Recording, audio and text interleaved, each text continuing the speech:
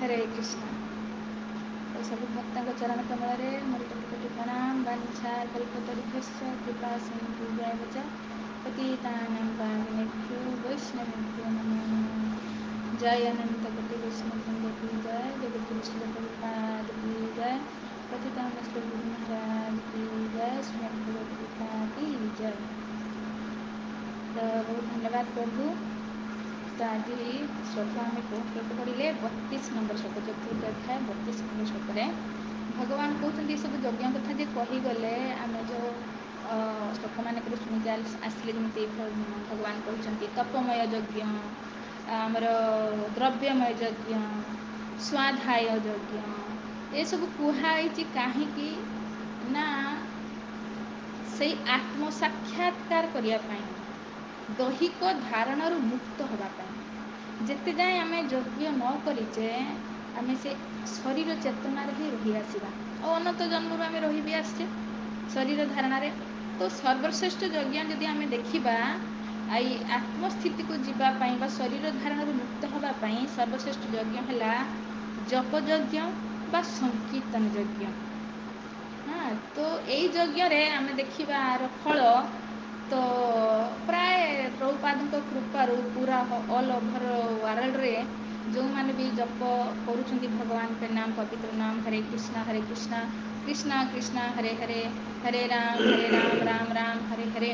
तो ये महामंत्र बहुत सुंदर काम करुचे आम दैहिक धारण बहुत जल्दी ये बाहर को आसवा तो आम टे बुझा दैहिक धारणा कौन और आत्मचेतना कौन यहीटा टे भल कि बुझा भगवान से ज्ञान ये अध्यायटा कहते दिव्य ज्ञान योग। तो ये ज्ञान नहीं बोली तो आम शरीर धारणा अच्छी बोली ये फसिकी रही है शरीर को इंद्रिया तृप्ति लगिचे बस पाप कर्म करुचे जहाँद्वारा कि पुणी ताक भोगियापी संसार बारंबार जन्म मृत्यु चक्र पड़ुचे। तो जितेबाला आम आत्मचेतना अनुभव करवा तो फिर ये पाप कर प्रश्न ही नहीं तो किंतु हेब केतबेले तो आगे आज आम थिओरी जानूचे भगवत गीताटा एटा थिओरी भगवान कहते तो आम के पढ़ी भी बुझी भी पारूने आदि बुझुचे ताको प्राक्टिकाली एप्लाई भी कर तो आम से आगे बुझा प्रभुपाद केमती बुझे आगे यहाँ आमर थिओरी हम तापर प्राक्टिकाल केमती करवा सेटा ही बुझा।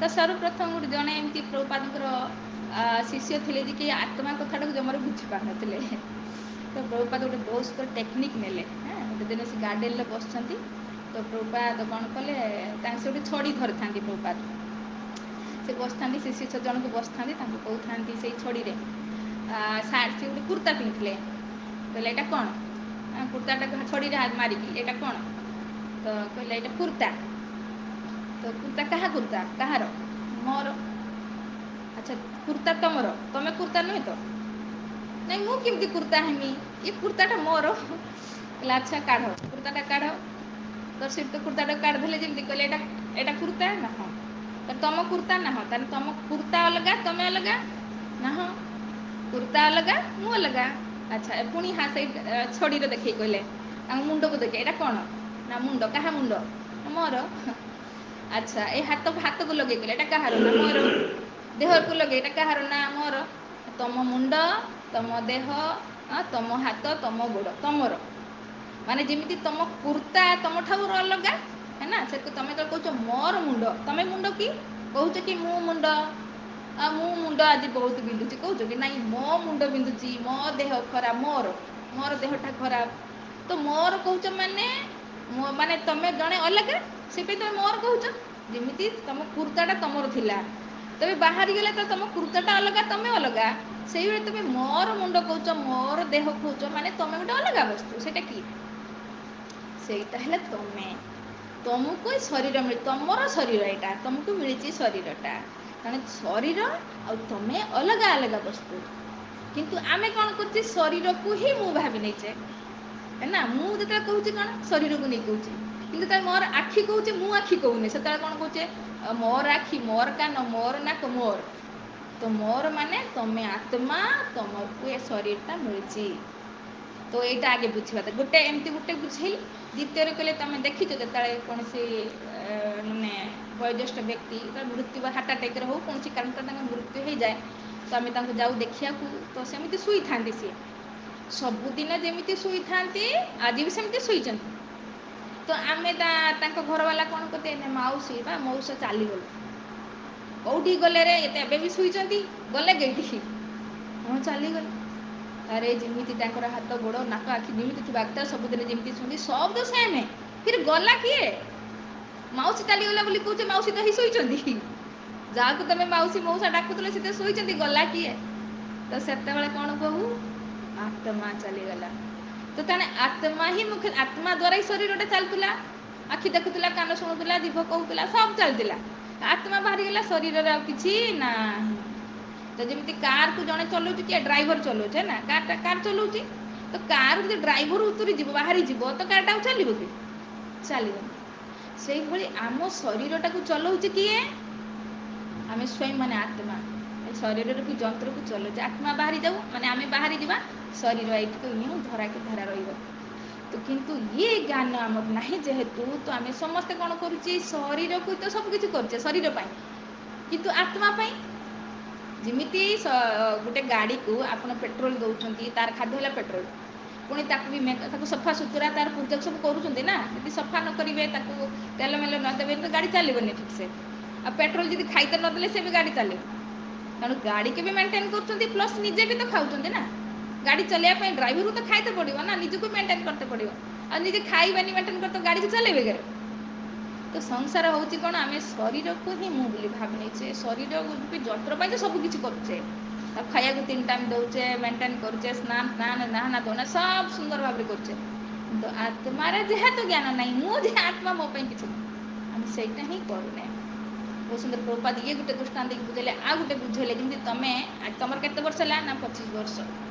ଆଚ୍ଛା ତମେ ଯେତେବେଳେ 5 ବର୍ଷର ଥିଲ, ତମ ନାଁକୁ କ'ଣ ଡାକୁଥିଲେ? ଯାହା ଡାକୁଥିଲେ ଆଜି ବି ସେଇ ନାଁ ଡାକୁଛନ୍ତି ନା? ହଁ। ଆଚ୍ଛା ତମର ସେ ଶରୀରଟା ଅଛି କି? ତମେ ଯେ 5 ବର୍ଷର ଥିଲ, ଆଜି 25 ବର୍ଷର ହେଇଗଲାଣି। କିନ୍ତୁ ତମେ ସେଇ ଅଛ। ତମକୁ ଯେ ନାଁରେ ଡାକୁଥିଲେ ଆଜି ବି ସେଇ ନାଁରେ ଡାକୁଛନ୍ତି। କିନ୍ତୁ ତମର ସେ ଶରୀରଟା ଅଛି କି? କୁଆଡ଼େ ଗଲା? ନା ସେ ଶରୀର ତ ନାହିଁ। ତ ଏବେ ଶରୀର ପରିବର୍ତ୍ତନ ହେଇଯାଇଛି। ତମେ ସେଇ ଅଛ କିନ୍ତୁ ତମ ଶରୀରର ପରିବର୍ତ୍ତନ ହେଇଛି। ସେଇଭଳି 6ଟା ପରିବର୍ତ୍ତନ ଆମ ଶରୀରର ହେଉଛି। ଆମେ ଜନ୍ମ ହେଉଛେ, ଫିର୍ ସେକେଣ୍ଡ ହେଲା ବୃଦ୍ଧି ହେଉଛେ, ଫିର୍ ଥାର୍ଡ଼ ହେଲା ଆମେ ସ୍ଥିତି ରହିଯାଉଛେ, ପୁଣି 4 ହେଲା ଆମେ କିଛି ଉତ୍ପତ୍ତି କରୁଛେ ସନ୍ତାନ ସନ୍ତତି, 5 ହେଲା ଆମେ କ୍ଷୟ ହେଉଛେ, 6 ହେଲା ମୃତ୍ୟୁ ହେଉଛେ। ଏ ଶରୀରର 6ଟା ପରିବର୍ତ୍ତନ ହେଉଛି, କିନ୍ତୁ ଆତ୍ମା ଜିଉ କୀର୍ତ୍ତିମୁ ରହୁଛି। ଜନ୍ମଠୁ ମୃତ୍ୟୁ ଆତ୍ମା ସେଇ ରହିଛି। ପୁଣି ଶରୀର ଯେତେବେଳେ କ୍ଷୟ ହେଇଯିବ, ମୃତ୍ୟୁ ହେଇଯିବ, ଶରୀର ଏଇଠି ରହିଗଲା, ଆତ୍ମା ବାହାରିଗଲା। ବାହାରିକି ଆଉ ଗୋଟେ ଶରୀର ଧାରଣ କରିବ ତାର କର୍ମ ଅନୁସାରେ। ତ ଇଏ ଆତ୍ମା ଧାରଣା କେତେବେଳେ ଜାଣିବା ଆମେ? ସମସ୍ତେ ଦୈହିକ ଧାରଣାର ପରିଚୟ ଦେଉଛେ ନା। ଯେତେ ଲୋକଙ୍କୁ ଦେଖନ୍ତୁ, କିଏ ତାର ଜାତିଗତ ନେଇକି ପରିଚୟ ଦେଉଛି, କିଏ ତାର ପେଶାଗତ ନେଇକି ପରିଚୟ ଦେଉଛି, କିଏ ଧର୍ମଗତ ନେଇକି ମୁଁ ହିନ୍ଦୁ ମୁସଲିମ ଇଏ ପରିଚୟ ଦେଉଛି, କିଏ ପରିବାରର ନିଜର ମୁଁ ସ୍ୱାମୀ, ମୁଁ ମୁଖିଆ, କିଏ ଗାଁର ମୁଖିଆ, କିଏ ସହରର ମୁଖିଆ, କିଏ ଦେଶର ମୁଖିଆ। ଯେତେ ବି ପରିଚୟ ଏଠି ହେଉଛି, ସବୁ ଶରୀରକୁ ନେଇକି ପରିଚୟ ଆମେ ଦେଉଛେ। କିନ୍ତୁ ଯେହେତୁ ଆମ ବାସ୍ତବିକ ପରିଚୟ କ'ଣ? ଗୋପୀ ଭର୍ତ୍ତୃ ପଦକମଲ ଦାସ ଦାସାନ ଦାସ। ଗୋପୀ ଭର୍ତ୍ତା କିଏ? ସ୍ୱୟଂ କୃଷ୍ଣ। କୃଷ୍ଣଙ୍କର ଦାସ ହେଲେ ଗୁରୁଦେବ। ଗୁରୁଦେବଙ୍କର ଦାସ ହେଲେ ଚୈତନ୍ୟ ପ୍ରଭୁ। ଚୈତନ୍ୟ ପ୍ରଭୁଙ୍କର ଦାସ ହେଲେ ଆମେ। ବାଦଗଣେଶ ପ୍ରଭୁଙ୍କର ଦାସ ହେଲେ ଆମେ। ତ ଆମେ ସବୁ ଭଗବାନଙ୍କର ଦାସଙ୍କର ଦାସଙ୍କର ଦାସ। ଇଏ ଆମର ପରିଚୟ। କିନ୍ତୁ ଆମେ ପରିଚୟ କ'ଣ ଦେଖୁଛେ? ପରିଚୟ ଦେଉଛେ ବାସ୍ ଆମର ଜାତିଗତ, ମୁଁ ବ୍ରାହ୍ମଣ କ୍ଷତ୍ରିୟ, ବା ମୁଁ ହେଉଛି ଡକ୍ଟର ଇଞ୍ଜିନିୟର, ବାବା ମୁଁ ପୁରୁଷ ନାରୀ, ମୁଁ ସୁନ୍ଦର ଅସୁନ୍ଦର, ମୁଁ ଗୋରା କଳା, ମୁଁ ଧନୀ ଗରିବ, ଯେଉଁ ବି ପରିଚୟ ସବୁ ଶରୀରକୁ ନେଇକି ଦେଉଛେ। ବାସ୍ତବିକ ଏଇଟା ଆମର ପରିଚୟ ନୁହେଁ। ଆମେ ଆତ୍ମା। ତ ଇଏ ଆତ୍ମା ଆମେ ଖାଲି ଥିଓରି ବୁଝିଲେ, ଭଗବତ ଗୀତାରୁ ଭଗବାନ ଏମିତି ବୁଝେଇଛନ୍ତି ଯେ ଆତ୍ମା କେବେ ବି ମରେନି, ନ ଜାୟତେ ମ୍ରିୟତେ ବା କଦାଚିତ୍ ନାୟଂ ଭୂତ୍ୱା ଭବିତା ନ ଭୂୟ ଅଜ ନିତ୍ୟ ଶାଶ୍ୱତ ଅୟଂ ପୁରାଣ ନ ହନ୍ୟତେ ହନ୍ୟମାନେ ଶରୀରେ। ଶରୀରକୁ ହତ୍ୟା କରିଦେଲେ ବି ଆତ୍ମା କେବେ ବି ହତ୍ୟା ହେବନି। ଆତ୍ମା କେବେ, ତମେ କେବେ ମରିବନି। ଶରୀର ତ ବଦଳୁଛି। ଶରୀର ତ ପ୍ରତ୍ୟେକ ମୁହୂର୍ତ୍ତରେ ଆମେ ଚେଞ୍ଜ ହେଉଛି। ଶରୀର ଏଇ ଜୀବନରେ ଆମେ 6ଟା ଚେଞ୍ଜ କରୁଛେ, ଶରୀରର ପରିବର୍ତ୍ତନ ହେଉଛି। ତ ସେଟା ଶରୀର ପରିବର୍ତ୍ତନ ହେବ, କିନ୍ତୁ ଆତ୍ମା ତମେ କେବେ ତମର ପରିବର୍ତ୍ତନ ହେବନି। ତମେ କାଲି ଥିଲ, ତମେ ଆଜି ଅଛ, ତମେ କାଲି ରହିବ। ତ ସାରା ଦ୍ୱନ୍ଦ୍ୱ କେତେବେଳେ ହେଉଛି ସୃଷ୍ଟି? ନା ଯେତେବେଳେ ଆମେ ଦୈହିକ ଧାରଣାରେ ରହୁଛେ। ହେଲା, ମାନ ଅପମାନ, ରାଗ ଦ୍ୱେଷ, ଜୟ ପରାଜୟ, ସୁଖ ଦୁଃଖ ଏ ଯେତେ ବି ଦ୍ୱନ୍ଦ୍ୱ ଏ ସବୁ କେତେବେଳେ ଆସୁଛି ଶରୀର ଧାରଣାରୁ, ଦୈହିକ ଧାରଣାରୁ। ଆମେ ଏତେ ଦେହ ସହିତ ଯେହେତୁ ଆତ୍ମା ଶରୀରକୁ କେତେ ଅନାଦି ଯୁକ୍ତ ସିଏ ନା, ତ ଅନାଦି କାଳରୁ ଶରୀର ଧାରଣା ଧରିକି ଆସିଛି ନା, ତେଣୁ ସିଏ ମୁଁ ହିଁ ଭାବି ନେଇଛି, ଶରୀରଟାକୁ ହିଁ ମୁଁ ବୋଲି ଭାବି ନେଇଛି। ସେଇପାଇଁ ତାକୁ ସବୁ ଭୟ ଆସୁଛି ନା, ମୃତ୍ୟୁକୁ ଶୁଣିକି ଆମେ କେତେ ଭୟ କରୁଛେ, ଯଦି ଆମେ ମରିବା ହିଁ ନାହିଁ କେତେ ବଡ଼ କଥା। ଆଉ ଶରୀର ତ ସବୁଦିନେ ମରୁଛି, ଏଇ ଜୀବନରେ କେତେ ଥର ମରିଗଲାଣି। ନା ଏଇ 55ର ଶରୀର ଆଉ ଅଛି ନା, ଆମ ସାମ୍ନାରେ ସେ ମରିଯାଇଛି ନା।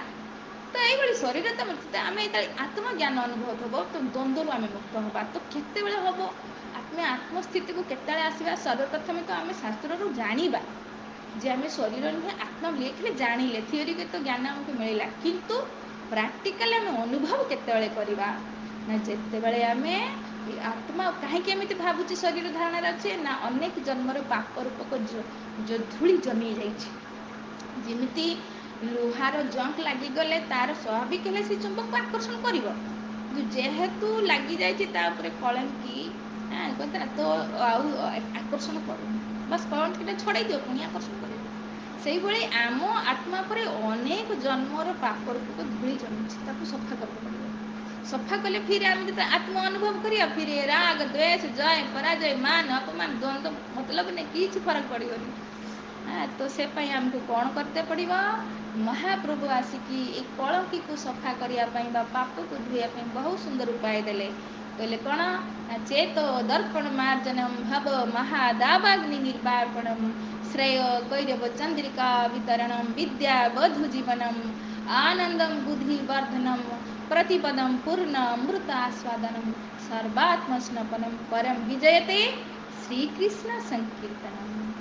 ବାସ୍ ଭଗବାନ ଶ୍ରୀକୃଷ୍ଣଙ୍କର ନାମକୁ କୀର୍ତ୍ତନ କର ବାସ୍ ନାମ କର। ହରେ କୃଷ୍ଣ କୃଷ୍ଣ କୃଷ୍ଣ ହରେ ହରେ, ହରେ ରାମ ରାମ ରାମ ହରେ ହରେ। କେତେ ସୁନ୍ଦର ପ୍ରଭୁଜି ଆମର ନରହରି ପ୍ରଭୁ ନୂଆ ଆସିଛନ୍ତି, ଆପଣଙ୍କୁ ପରିଚୟ ଦେବେ, ପଳେଇ ଯିବେନି ହେଲା। ଆଜି ଆମେ ଫାଷ୍ଟ ଆପଣଙ୍କୁ ଦେଖିଛେ, ସେଦିନ ଖୋଜିଲେ ଆପଣ କୁଆଡ଼େ ପଳେଇଥିଲେ। ବହୁତ ସୁନ୍ଦର ନାମ କରୁଥିଲେ। ତ ଏଇଭଳି ବାସ୍ ନାମକୁ ଜପ କରନ୍ତୁ ଶ୍ରଦ୍ଧାପୂର୍ବକ, ବିଶ୍ୱାସ ପୂର୍ବକ ଯେ ହଁ ଇଏ ଆମ ମହିଳାକୁ ସଫା କରିବ। ଆଉ ଶ୍ରଦ୍ଧାପୂର୍ବକ ଜପ କରିବା ପ୍ଲସ୍ ଅପରାଧରୁ ମୁକ୍ତ ରହିବା। ତାହେଲେ ଦେଖିବେ ଆପଣ ଅନୁଭବ ଯେତେବେଳେ କରିବେ, ଆପଣ ସେତେବେଳେ କ'ଣ, ଏବେ ଆମେ ଶରୀର ପାଇଁ ବେଶୀ ଧ୍ୟାନ ଦେଉଛ ନା, ସେତେବେଳେ ମିନିମାଇଜ୍ ହେଇଯିବ। ଶରୀରକୁ ଦରକାର ଖଣ୍ଡେ ପିନ୍ଧିବା, ଖଣ୍ଡେ ଖାଇବା, ବାସ୍ ଦରକାର। କିନ୍ତୁ ବେଶୀ କ'ଣ କରିବେ? ଆତ୍ମାର ଯେତେ ମୋର କଲ୍ୟାଣ ଯେତେ ରହିବ, ମାନେ ମୁଁ ଆତ୍ମା ଏଟା ଭୁଲି ଯାଇଥିଲି ବୋଲି ତ ଶରୀର ପାଇଁ କରୁଥିଲେ ନା। କହୁନାହାନ୍ତି ବିୟୁଟି ପାର୍ଲର ଯାଇକି ଆମେ 5,000 10,000 ଖର୍ଚ୍ଚ କରିଦେବା ଖାଲି ମେଣ୍ଟେନ୍ କରିବା ପାଇଁ, କିନ୍ତୁ ଭଗବାନଙ୍କୁ ଦେଇତେ ନାହିଁ, କାହିଁକିନା ଆତ୍ମାର ଜ୍ଞାନ ନାହିଁ। ତ ଯେତେବେଳେ ଆପଣ ଆତ୍ମ ଉପଲବ୍ଧି କରିବେ, ସେତେବେଳେ ସାରା ଧନ ଗୋଟି ଗୋଟି ପଇସା ମୁଁ କେମିତି ଆତ୍ମାର କଲ୍ୟାଣ କେଇଠି ଲଗେଇବେ? ଭଗବାନଙ୍କ ସେବାରେ। ଯେତେବେଳେ ଭଗବାନଙ୍କ ସେବାରେ ଆମ ଧନ ଲାଗିବ, ଆତ୍ମାର ଅଟୋମେଟିକ୍ କଲ୍ୟାଣ ହେଇଯିବ। ଆତ୍ମା ସ୍ୱତନ୍ତ୍ର ନିଜ ପାଇଁ ଖର୍ଚ୍ଚ କରିବା ଦରକାର ନାହିଁ, ଭଗବାନ ପାଇଁ ଖର୍ଚ୍ଚ କଲେ ତ ଆତ୍ମାର କଲ୍ୟାଣ ହେଲା। ଏଇଟା ପ୍ରଭୁପାଦ ଦେଖୁନାହାନ୍ତି କ'ଣ ନେଇକି ଯାଇଥିଲେ? ମାତ୍ର 40ଟା ଟଙ୍କା ନେଇକି ଯାଇଥିଲେ, କିନ୍ତୁ ଭବ୍ୟ ମନ୍ଦିର କରୋଡ଼ ଅରବରେ ବନେଇ ଦେଇଗଲେ। କେଉଁଠୁ ଆଣିଲେ ପଇସା? ଭକ୍ତମାନେ ଏମିତି ତାଙ୍କର ଚେତ ଦର୍ପଣ ମାର୍ଜନ ହେଇଗଲା ଯେ ସାରା ଧନ ଉଜାଡ଼ି ଦେଲେ ଭଗବାନଙ୍କ ପାଇଁ, ଆଉ ବୈକୁଣ୍ଠରେ ନିଜର ଘର ରେଡ଼ି କରିଦେଲେ। ଆମେ ଏଇଠି ବି ରଖି କ'ଣ କରିବା? ଏଇଠି ତ ଛାଡ଼ିକି ଯିବା। ତ ଆତ୍ମା ଉପଲବ୍ଧି ଯେତେବେଳେ ହେବ, ଏକ ତ ଆମେ ଦ୍ୱନ୍ଦ୍ୱରୁ ମୁକ୍ତ ହେବା। ଆମକୁ କିଏ କ'ଣ କହିଦେଲା ଦେଖୁନାହାନ୍ତି, ପୁରା ଦିନ ଚାଲିଗଲା, ଆଉ ରାତି ନିଦ ନାହିଁ, କାହିଁକିନା ଶରୀର ଧାରଣାରେ ଅଛେ ବୋଲି।